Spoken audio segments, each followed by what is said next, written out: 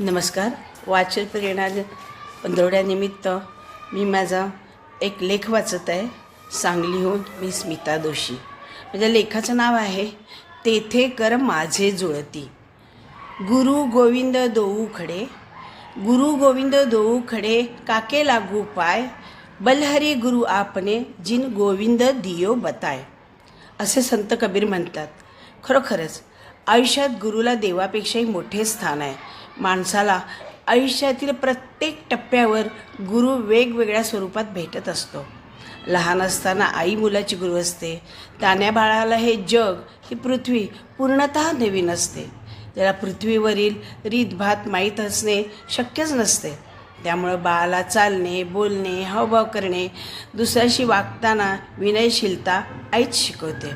मुलाला माणूस कसा ओळखावा, व्यवसाय कसा करावा, त्यातील टक्के टोपे कोणते आहेत ते वडीलच गुरु होऊन समजावून देतात.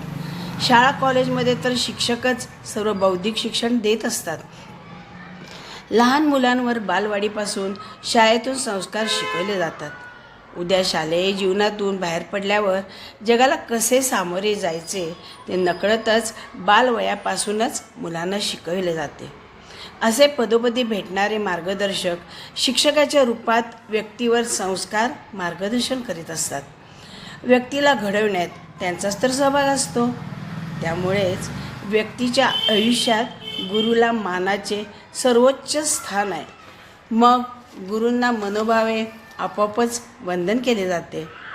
गुरुच मिळाला नसता तर माणसात काही आणि जनावरात काहीच फरक जाणवला नसता.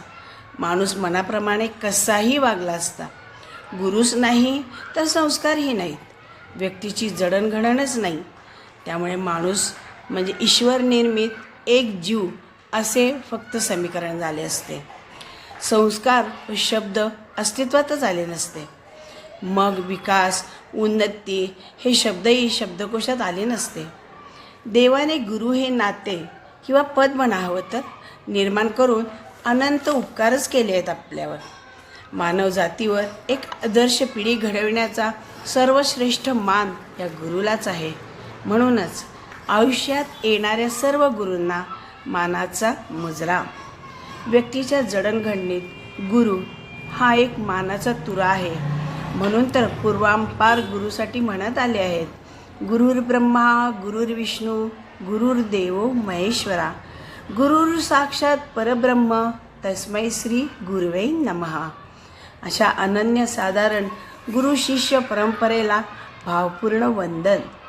गुरु शिष्यांच्या जोड्या पुरातून काळापासून चालत आलेली उदाहरणे आपण पाहिलेलीच आहेत. महाभारतात अर्जुन व गुरु द्रोणाचार्य, शिवाजी आणि दादोजी कोंडदेव, रामदास स्वामी आणि कल्याण शिष्य, एकलव्याची गुरुभक्ती तर सर्वश्रुत आहेच.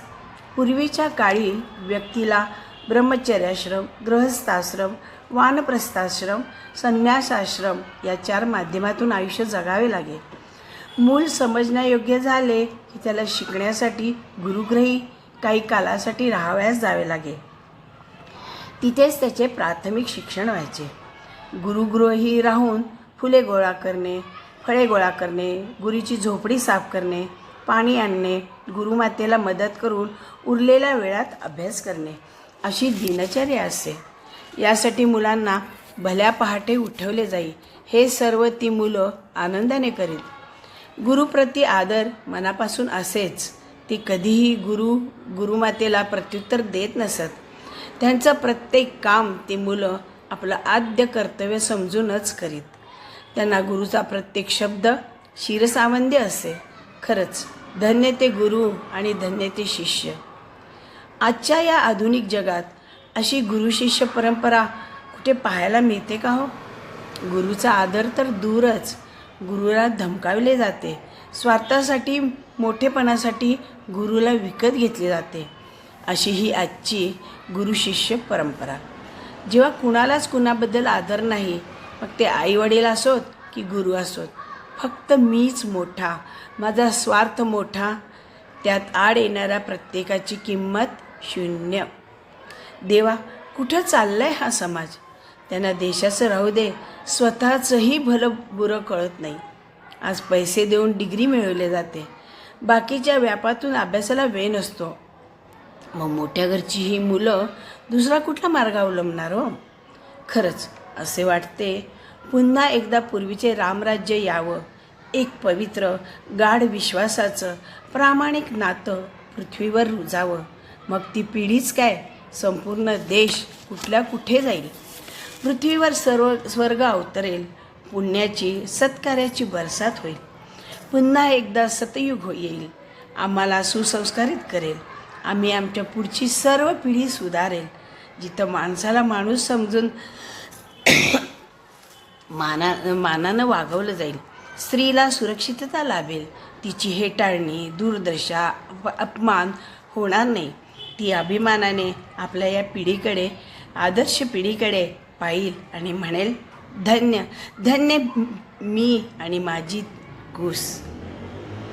खरंच देवा, पुन्हा निर्माण करशील का रे पृथ्वीवर असे गुरु शिष्याचे निर्व्याज आदरयुक्त विश्वासाचे नाते, जिथं माझ्या सहित सर्वजण नतमस्तक होतील आणि अभिमानानं म्हणतील, आई आहे ही माझी पवित्र भूमी, इथे जन्मा यावे फिरफिरूनी.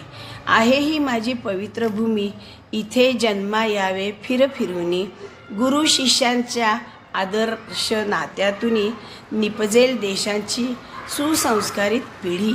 गुरु शिष्यांच्या आदर्श नात्यातून निपजेल देशाची सुसंस्कारित पिढी. मनापासून सर्व नतमस्तक होती. तेथे कर माझे जुळती, तेथे कर माझे जुळती, तेथे कर माझे जुळती. धन्यवाद.